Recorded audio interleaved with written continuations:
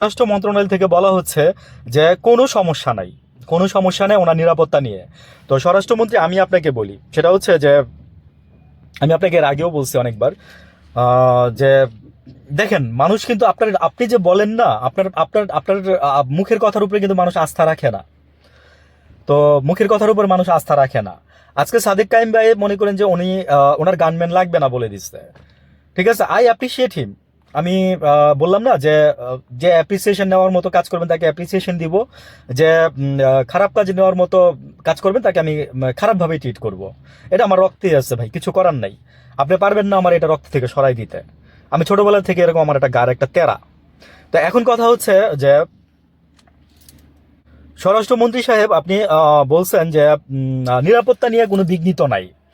আমি স্বয়ং নিজে আপনার কাছে বলতেছি, আমি নিজে একজন বাংলাদেশের নাগরিক হয়ে বলতেছি যে আপনার এই যে কথার উপরে আমার কোনো আস্থা নাই। এবং আপনি যান মাইক নিয়ে, ওই যে কি যেন বলে, আজকে মাইক্রোফোন নিয়ে বের হয়ে যান, দেখেন রাস্তার মধ্যে আপনি জরিপ করে আসেন। আমি তো দেখি, তো বলতেছি, তো সবার কাছ থেকে শুনেই বলতেছি কথাগুলা, যে আপনার প্রতি, আপনার পুলিশ প্রশাসনের প্রতি, আপনার প্রতি আপনার মানুষের কোনো আস্থা নাই।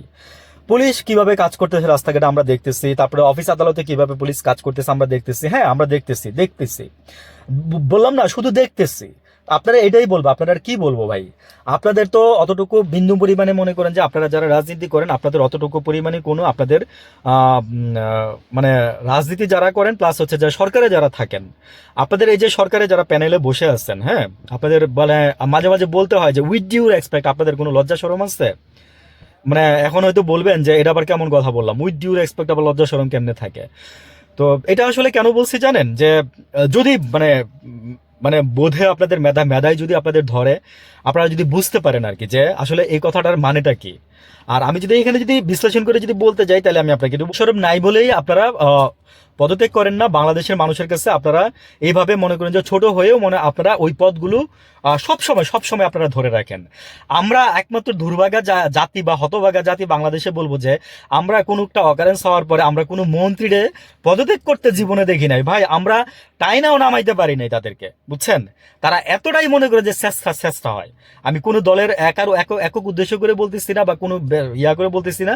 আমি ওভারঅল সবাইকে বলতেছি যে আপনারা এতই মনে করেন যে আপনারা চেষ্টামি করেন যে আপনাদেরকে টাইনাও আমরা নামাইতে পারি না, বুঝছেন? তো আপনারা পারবেনও না, আপনারা ছাড়বেনও না, মাঝখানে আমাদের জীবনগুলো নষ্ট করে দিচ্ছেন। ভালো থাকবেন।